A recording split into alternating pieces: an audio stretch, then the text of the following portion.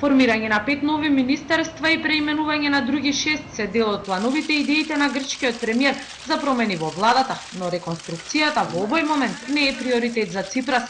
Извори од кабинетот на грчкиот премиер по надписите во медиумите објаснуваат дека промените во министерствата се само на хартија, не станува збор за председателски декрети, туку само планови кои во изминатите денови биле доставени до Уставниот суд за да се разгледа нивната уставност и дали се во согласност со законите. Истите извори потенцираат дека овие планови не биле доставени до председателот на државата за да ги потпише и на ниеден начин не се обврзувачки за работата на владата.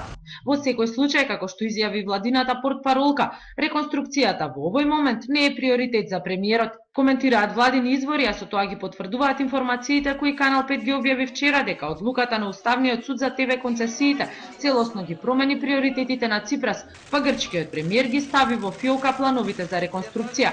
Во однос на идеите за промени во работата на министерствата до Уставниот суд биле доставени предлози за формирање на 5 нови министерства и преименување на 6 други.